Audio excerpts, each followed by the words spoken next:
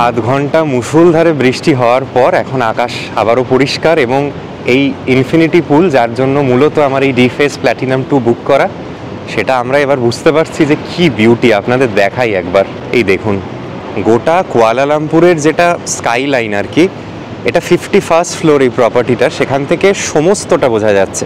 সামনে KL tower, পিছনে Merdeka, এছাড়া এইটা তো আমার সেই নিউ ইয়র্কের মতো মনে হচ্ছে, এত স্কাই স্ক্রেপার ভাবা যায় না, একটা গোটা সিটিতে শুধুই স্কাই স্ক্রেপার। আর এই বাঁ পাশ থেকে হচ্ছে আসল জিনিসটা, মানে the view is to die for আর কি। এখানে আপনি সুইম করবেন, এই বাঁদিকে হাইল্যান্ডসের ভিউ, আর এই সোজা তাকালে হচ্ছে পেট্রোনাস টুইন টাওয়ার, আবার ডান দিকে তাকালেই হচ্ছে এই কেএল টাওয়ার আর মারডেকা। একটা অসম্ভব সুন্দর ভিউ এখান থেকে।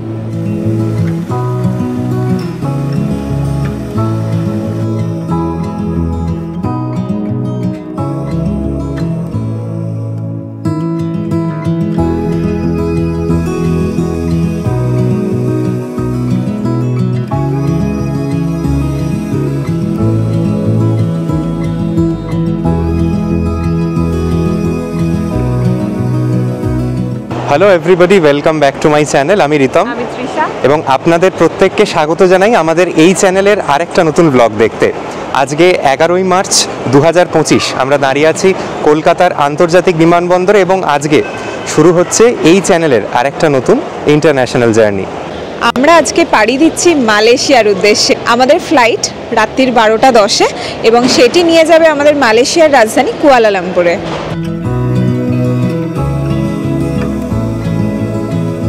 কলকাতা এয়ারপোর্ট থেকে এই রাত্রিবেলা মালয়েশিয়ার উদ্দেশ্যে 2-3টে ফ্লাইট ছাড়ে।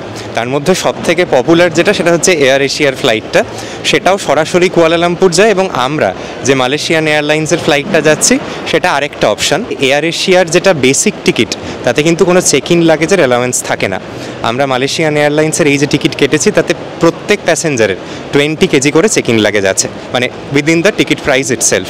তো আমাদের এটা একটা বিরাট সুবিধা হয়েছে। আমরা এর আগের বার যখন থাইল্যান্ড গেছিলাম, আপনারা দেখেছিলেন সেই এক্সেস লাগেজের জন্য পয়সা দিতে হয়েছিল। সেই ইভেন্চুয়ালি যদি এক্সেস লাগেজের পয়সা দিতেই হয়, তার থেকে ভালো শুরুতেই 2-3 হাজার টাকা বাড়তি দিয়ে টিকিট এমন কাটা যেখানে একটা চেক ইন লাগেজের প্রভিশন আছে। যাই হোক, আরও অনেক কিছু বলবার আছে। তৃষাকে শুধু আমার আশপাশটা দেখাতে বলবো। এখন রাত 10:10 মতো বাজে। এয়ারপোর্ট কিন্তু খুব একটা মানে ভিড়ভাট্টা নেই, স্পেশালি ইন্টারন্যাশনাল সেকশনটায় কোনোদিনই খুব একটা থাকে না, কারণ কলকাতা থেকে ইন্টারন্যাশনাল ফ্লাইট খুব লিমিটেড।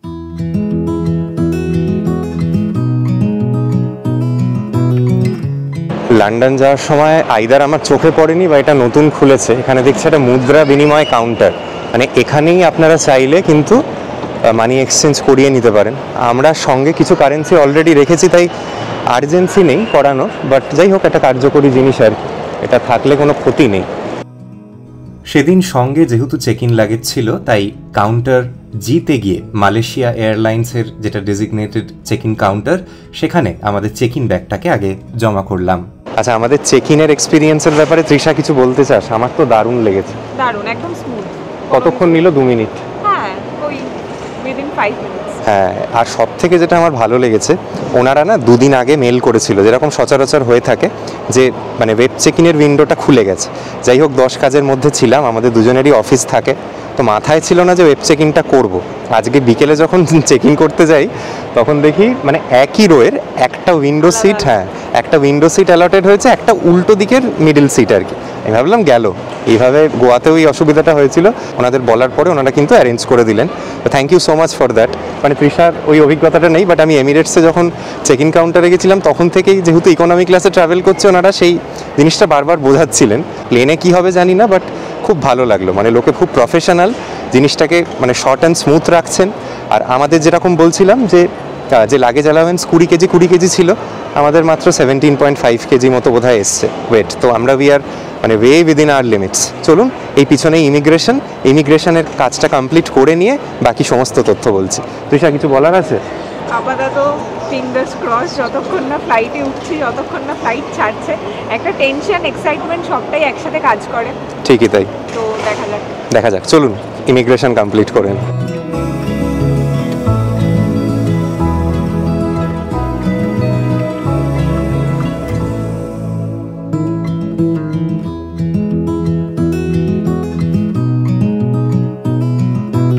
একটা দীর্ঘ সিকিউরিটি চেক ইন আর একটা ক্ষণিকের ইমিগ্রেশন চেক, এই হচ্ছে অভিজ্ঞতা।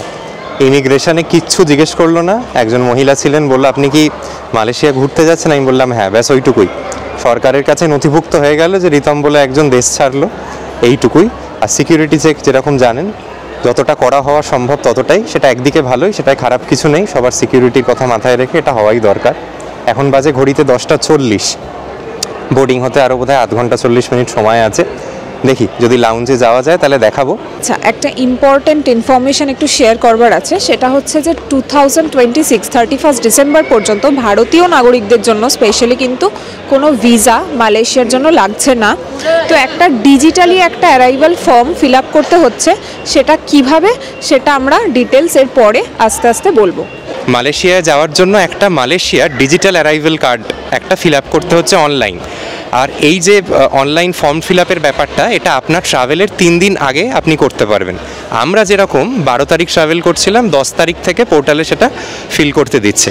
খুব সামান্য কয়েকটা তথ্য, আপনার নাম, মোবাইল নাম্বার, আপনি কোন হোটেলে গিয়ে উঠছেন, সেই হোটেলের অ্যাড্রেস, এই জাতীয় সামান্য কিছু তথ্য এই ফর্মটা প্রত্যেক ট্রাভেলারের জন্য ফিল করতে হচ্ছে। মানে আমি যেরকম আমার আর তৃষার জন্য আলাদা আলাদা করে করেছি, এবং ওটার একটা মানে কি বলবো পিডিএফটা সঙ্গে রেখেছি। চাইলে প্রিন্ট আউটও রাখতে পারেন, কোনো অসুবিধা নেই, বাট এটা নিয়ে আসাটা কিন্তু ম্যান্ডেটারি। নইলে আইদার আপনাকে ওখানে নেমে এয়ারপোর্টে ওটাকে ধরে করাবে, বা আপনার একটু সময় নষ্ট হবে। তো আমি সাজেস্ট করবো বাড়ি থেকে পারলে এটা ফিল আপ করে আনবেন। ফিল আপ করতে ঠিক 5 মিনিট সময় নিয়েছিল। খুব সিম্পল স্মুথ প্রসেস। যে ওয়েবসাইটটি থেকে এই এমডিএসিটা ফিল আপ করা যায় সেটা আমি নিচে আজকের ভিডিওর ডেসক্রিপশন বক্সে দিয়ে রাখবো, ওখান থেকেই রেফার করে দেখে নিতে পারেন। আর এই ভিসা ফ্রি পিরিয়ডটা তৃষা যেরকম বললো 31 ডিসেম্বর 2026 অবধি। এই আমার ডান দিকে হচ্ছে ডিউটি ফ্রি লিকার স্টোর, আর এই দিক দিয়ে গেলেই লাউঞ্জ। এই ইন্টারন্যাশনাল লাউঞ্জটা ইউকে যাওয়ার সময় অ্যাভেল করেছিলাম, বেশ সুন্দর পরিষ্কার পরিচ্ছন্ন একটি লাউঞ্জ। আমাদের হাতে এবার সময় একটু কমই, তাই বেশিক্ষণ থাকতে পারবো না। ফ্লাইটের টিকিট কাটবার সময় সময়টা প্লেনের খুব ভালো করে চেক করবেন। আমরাও যেরকম 11 তারিখ রাত্রিবেলা এয়ারপোর্টে পৌঁছই, কারণ আমাদের প্লেনটা 12 তারিখ হলেও সেটা কিন্তু 12 তারিখের ভোর রাত্রিবেলা ছিল, মানে 12 তারিখ যখন শুরু হচ্ছে সেই 12:10 নাগাদ। এই ডান দিকে হচ্ছে ট্রাভেল ক্লাব লাউঞ্জের এন্ট্রি। এই সিঁড়িগুলো দিয়ে উপরে যেতে হবে, দেখা যাক। এই হচ্ছে ইন্টারন্যাশনাল ট্রাভেল ক্লাব লাউঞ্জের এন্ট্রি। এখন আরও সুন্দর হয়ে গেছে। আমি ইউকে যাওয়ার সময় কিছুটা অগোছালো ছিল, এখন একদম দারুণ লাগছে। তৃষা, কিরম কি মনে হচ্ছে এখন অবধি? খুবই ভালো, এক্সাইটেড। তৃষা আবার লাউঞ্জে যেতে খুব পছন্দ করে। আমি বাড়ি থেকে কিন্তু সে একদম রুই মাছ দিয়ে ভাত, ডাল, আলু পোস্ত খেয়ে এসেছি। আমি তাও একবার যাব যদি সুযোগ হয়, কার্ডগুলো অ্যাকসেপ্টেড হয়। তৃষা পেটে জায়গা রেখে এসছে যে লাউঞ্জে খাবে আর কি। এই হচ্ছে entry to the international lounge. এই ফার্স্ট ফ্লোরের কি বলবো যে লাউঞ্জ, এখানে অ্যালাউ করলো না, বললো আমরা শুধু প্রায়োরিটি পাস নিই, কার্ড দিয়ে এন্ট্রি করতে গেলে ডাউন স্টেয়ার্সে যেতে হবে। যাই হোক, তৃষা গেল লাউঞ্জে, আমি আর ঢুকিনি, কারণ একটাই কার্ড আমাদের কাছে এলিজিবল ছিল। আমি যেরকম বললাম আমি বাড়ি থেকে খেয়ে দিয়ে এসেছি, আমার আর্জেন্সি নেই। তৃষার বেচারার খাবারও সময় হয়নি, অফিস করে সরাসরি বেরিয়ে গেছে। তো এখানে আমার ওই এইচডিএফসি রেগালিয়া গোল্ড ছিল, ওটাই চললো। অ্যামেক্সের কার্ডটা আমার সম্ভবত ডোমেস্টিক যে লাউঞ্জ সেটায় অ্যাক্সেস দেয়, বাট এই ইন্টারন্যাশনালটা চার্জেবল দেখাচ্ছিল। প্রচুর ঝামেলা, মানে কেউ প্রেডিক্ট করতে পারবে না যে আপনার কার্ড কোনবার চলবে কোনবার চলবে না। আমি ওই জন্য আশা রাখি না, ঢুকতে পারলে ভালো, না পারলে না ভালো আর কি।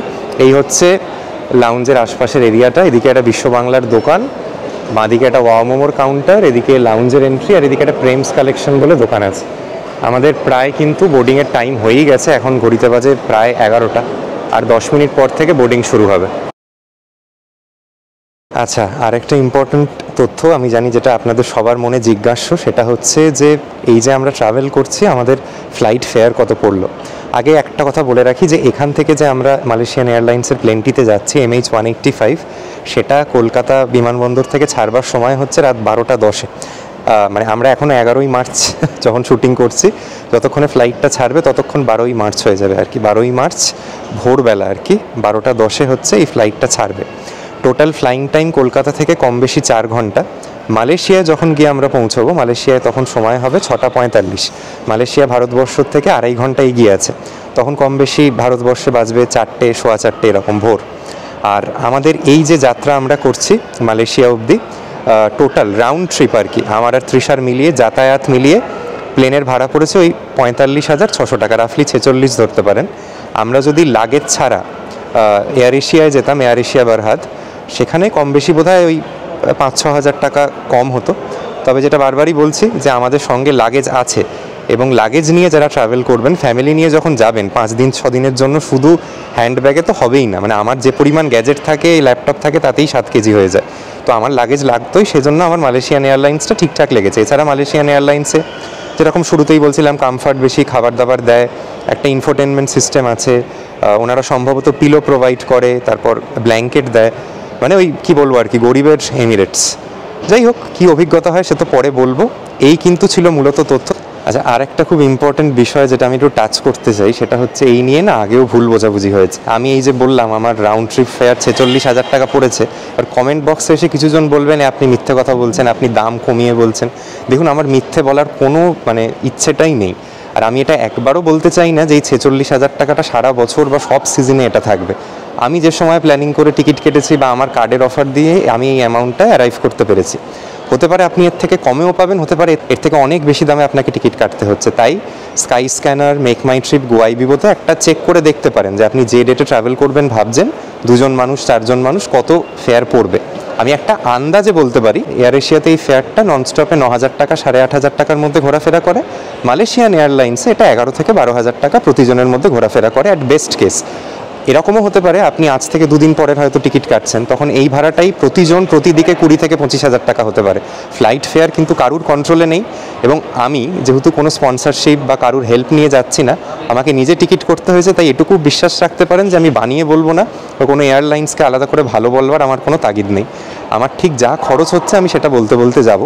আমি তবু একটা আন্দাজ দিয়ে রাখি, আমি যেটুকু এখন অবধি চক আউট করতে পেরেছি, এই যে 5 নাইটসের জন্য আমরা যাচ্ছি মালয়েশিয়া বা যাই বলতে পারেন কুয়ালালামপুর, তাতে আমাদের প্রতিজন খরচটা কিন্তু 55 থেকে 60,000 টাকার মধ্যে হতে পারে। এর থেকে বেশি হবে, কম তো হবেই না। তাই আমার এটা বলবার একেবারেই লক্ষ্য নয় যে খুব সস্তায় মালয়েশিয়া ঘুরে আসুন, 15,000 টাকায় মালয়েশিয়া ঘুরে আসুন, এইসব অলীক স্বপ্ন আমি কাউকে দেখাবো না। অবশ্যই খরচ সাপেক্ষ, বাট যে জন্য আমি এই জায়গাটাকে বেছে নিয়েছি সেটা হচ্ছে ভিসার জটিলতা নেই, এবং সাউথ ইস্ট এশিয়ান কান্ট্রি, এখান থেকে ট্রাভেল করতে সময় কম লাগে। আপনাদের যাদের হাতে পাসপোর্ট আছে, হয়তো ভিসার জটিলতায় যেতে চান না সেঙ্গেন বা ইউকের, তারা এই জায়গাটাকে কনসিডার করতে পারেন। সাউথ ইস্ট এশিয়ান কান্ট্রির যে কোনো জায়গায় ভিসার যে জটিলতা সেটা কিন্তু কম, অনেকটাই কম।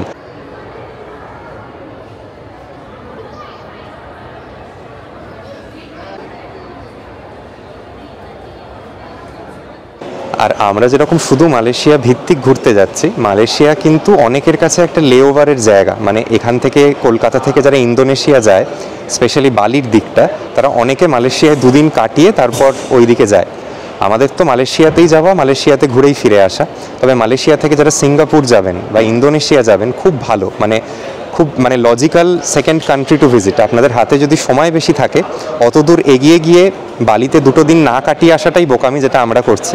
আমাদের এই অফিসের তাড়াহুড়ো, সবসময় ছুটি ছাটার একটা ক্রাইসিস থাকে বলে আমরা পারলাম না। তবে ওখানে যখন যাচ্ছেন, 4 দিন মালয়েশিয়ায় কাটিয়ে অনায়াসে 2-3টে দিন ইন্দোনেশিয়ায় জাকার্তা হোক বা বালিতে কাটিয়ে কিন্তু ফেরাটা অনেক লজিক্যাল।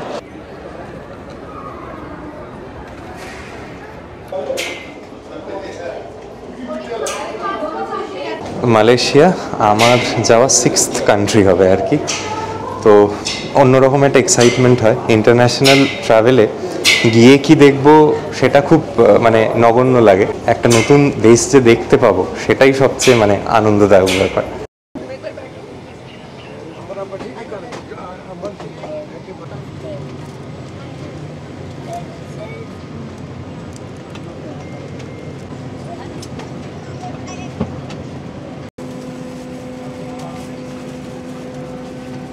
আমরা ফ্লাইটে বসে গেছি, আর একটু দেখিয়ে দিই ফ্লাইটে কি কি দিয়েছে আমাদের।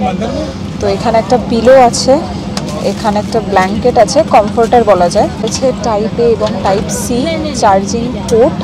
এছাড়াও কিন্তু এখানে যেরকম মোবাইল হোল্ডারের জায়গাও রয়েছে। আচ্ছা, ম্যাগাজিন রয়েছে, কিছু সেফটি ইনফরমেশনের যে বুকলেটটা থাকে সেটা রয়েছে, এই মোটামুটি। একদম। এর বাদেও 2-1টা কথা বলবো। আমি 6 ফুট 2 ইঞ্চির একজন মানুষ, আমার কিন্তু বসতে একটু অসুবিধেই হচ্ছে। একদম সমানে সমানে লেগ স্পেস, খুব যে চওড়া লেগ স্পেস সেটা নয়। সিটটা কম্প্যারিটিভলি কমফর্টেবল, আর এই যে এয়ারক্রাফট, এটা দেখলাম বোয়িং 737-800 টাইপের এয়ারক্রাফট আর কি।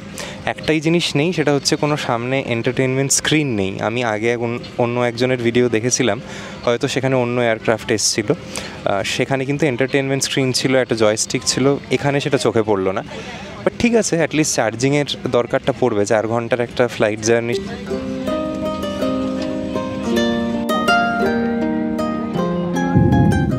রাতের কলকাতা শহরকে সেদিন বিদায় জানিয়ে আমাদের প্লেন রওনা হলো মালয়েশিয়ার উদ্দেশ্যে। কয়েকটা দিনের জন্য বিদায় কলকাতা, বিদায় ভারতবর্ষ। খুব শীঘ্রই আবার দেখা হবে তোমার সঙ্গে।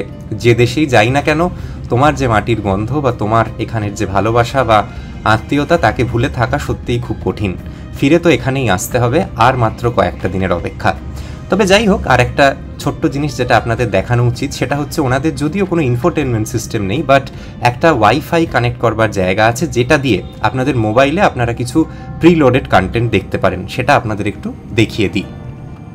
এই নিয়ম অনুযায়ী যদি ওনাদের ওয়াইফাইতে কানেক্ট করেন, আমি তো খুব অবাকই হয়েছিলাম। স্পেশালি ফেরার দিনকে আমরা এটা আরও বুঝতে পেরেছিলাম। আমরা কিন্তু ওনাদের এই যে ইন্টারনেট কানেক্টিভিটি যেটা তৈরি হয় মাঝ আকাশেই, সেটার মাধ্যমে আমরা হোয়াটসঅ্যাপ, ইমেল, ফেসবুক এগুলো পর্যন্ত অ্যাক্সেস করতে পারছিলাম। মানে ইন্টারনেটের স্ট্রেংথ এতটাই ভালো, আমি বাড়িতে প্লেনে বসে ভিডিও কল পর্যন্ত করেছিলাম ভায়া হোয়াটসঅ্যাপ। ফ্লাইট ছাড়বার মোটামুটি 1 ঘন্টা পর থেকেই দেখছি ওনারা খাবার সার্ভ করছে।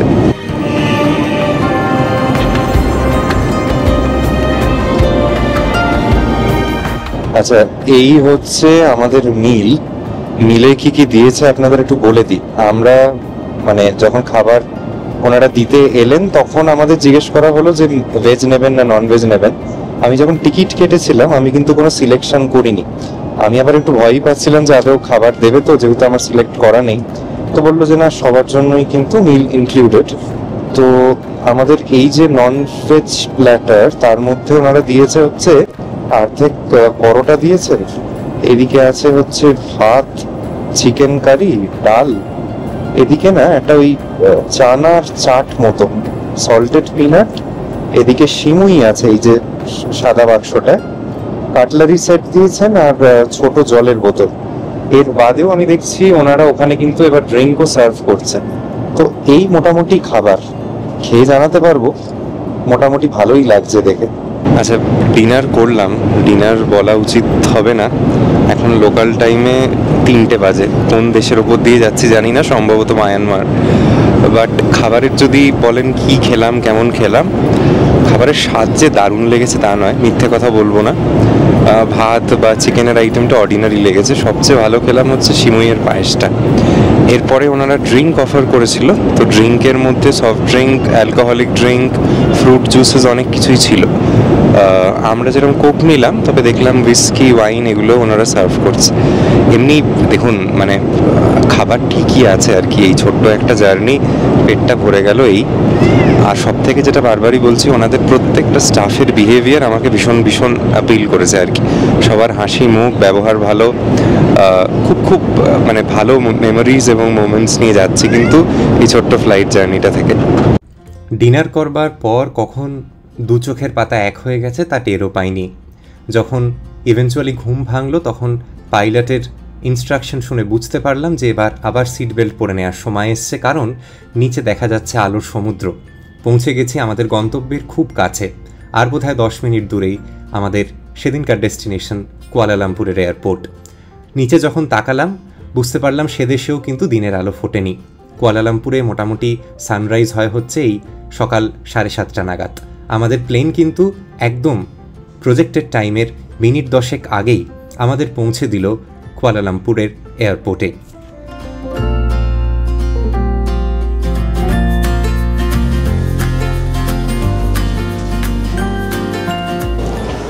মালয়েশিয়ান লোকাল টাইম অনুযায়ী এখন বাজে ঘড়িতে সকাল 6:45, আর আমরা এসে পৌঁছলাম কুয়ালালামপুরের ইন্টারন্যাশনাল এয়ারপোর্টে। প্রথমবার এই দেশে পা দেওয়া। কেমন লাগছে তৃষা? ভালো ভালো এখনো। আর এখানে দেখছিলাম সানরাইজ হবে হচ্ছে 7:20 নাগাদ। এখনও আশপাশটা ঘুটঘুটে অন্ধকার, আপনাদের দেখাই, কিচ্ছুই দেখা যাচ্ছে না, গোটাটাই অন্ধকার, রাত্রিবেলার মতনই লাগছে। আমাদের ইমিগ্রেশন, কাস্টমস এগুলোকে মেটাতে হবে ধীরে ধীরে। ভিসার তো কোনো জটিলতা নেই, ওই বায়োমেট্রিক্সটা জমা করতে হবে যেটুকু জানি। এই হচ্ছে কুয়ালালামপুরের এয়ারপোর্ট, বড় সড়ো পরিষ্কার ঝাঁ চকচকে, অ্যাজ এক্সপেক্টেড।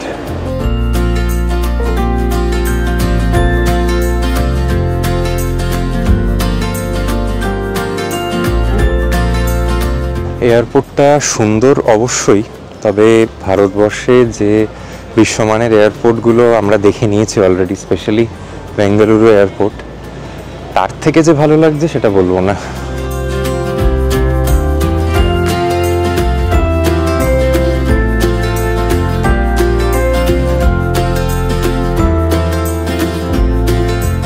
নাম্বার পর থেকে কোথায় গিয়ে যে লাগেজ নেব সেটাই বুঝতে পারলাম না। প্রায় 1 কিলোমিটার হেঁটে একটা গেট পাবো, বললো সেই গেট থেকে একটা বাস পাবেন, সেটা আপনাদের একটা অন্য বিল্ডিংয়ে নিয়ে যাবে, সেখানে গিয়ে নাকি লাগেজ। ভাবা যায়?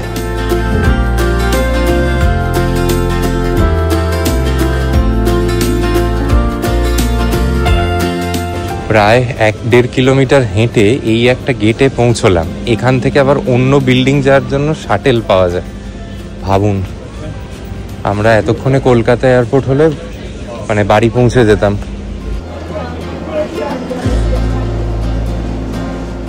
আর এই শাটেল বাসে চড়বার পর এই প্রথম এদেশে দিনের আলো দেখলাম। কি অপূর্ব লাগছে আকাশটা।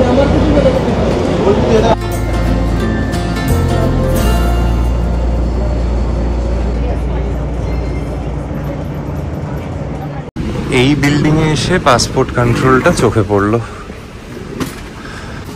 এইখানে দেখুন পর পর সিম কার্ডের দোকান, যারা সিম নিয়ে আসছেন না দেশ থেকে এখানে পেয়ে যাবেন। খুব স্মুথলি ইমিগ্রেশন মিটলো, 5 মিনিটও নিল না। চলুন এবার চট করে লাগেজটা নিয়ে নিই, তারপর অনেক অনেক তথ্য দেওয়ার আছে। এই এয়ারপোর্টটাকে আমি যতটা ছোটোখাটো ভাবছিলাম সেরকম একেবারেই নয়, অনেক নুয়ান্সেস আছে। আচ্ছা, লাগেজও পেয়ে গেছি, এবার ইম্পর্টেন্ট কথা কয়েকটা শেয়ার করে দিই। আমরা এই যে 2025-এর যে সময় এসছি মার্চ মাসে, আমি কলকাতায় যখন আমার কারেন্সি এক্সচেঞ্জ করিয়েছি, মোটামুটি ধরে রাখতে পারেন মানে 1 মালয়েশিয়ান রিঙ্গিটের জন্য 20 টাকা মতো ব্যয় করতে হবে। তবে এই 20 টাকার রেটটা গুগলের রেট, যে কোনো ফরেক্সে যদি আপনি যান 20.5, 21, 22 এর নিচে কেউ দিচ্ছে না। আচ্ছা, ইমিগ্রেশনে সেভাবে কিছুই জিজ্ঞেস করেনি, বললো আপনি কতদিন থাকবেন। খুব সিম্পল ইমিগ্রেশনটা। কাস্টমসে আবার কাঁধ ব্যাগ যেটা চেকিং লাগেজ ছিল সেটা স্ক্যান করলো। মানে বেসিক্যালি নিয়মটা হচ্ছে আপনার কাছে যদি কারেন্সি থাকে বা কোনো ভ্যালুয়েবল গুডস থাকে সেটা ডিক্লেয়ার করা। তো কাউকে ধরছে র্যান্ডামলি, যাদের হয়তো হাতে প্রচুর ক্যাশ নিয়ে এসছে, ইউএসডি বা ইউরো নিয়ে। আমাদের ওই আর কি, আমাদের যা আছে সেটা মানে উল্টে ওরা দিলে সুবিধা হয় আর কি, ওই জন্য আমাদের ওসব নিয়ে টেনশন নেই।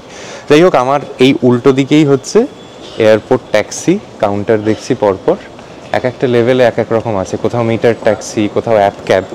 আমরা থাইল্যান্ডে যে গ্র্যাব বলে ক্যাব অ্যাগ্রিগেটরটা ইউজ করেছিলাম, তো ওটাই এখানে করব। তারা খুব একটা কিছু নেই, কারণ আমরা যে হোটেলটি যাব প্রথম কথা সেটা মাত্র এখান থেকে 1 ঘন্টা দূরে, এবং সেখানে চেক ইন টাইম হচ্ছে দুপুর 3টে নাগাদ। মানে ওরা যদি দয়া করে আমাদের একটু আর্লি চেক ইন করতে দেয় তাহলে আমরা পৌঁছবো। এই হচ্ছে গল্প। পরপর ট্যাক্সি স্ট্যান্ড পেয়ে যাবেন, সামনেই ওয়ে আউট দেখাচ্ছে।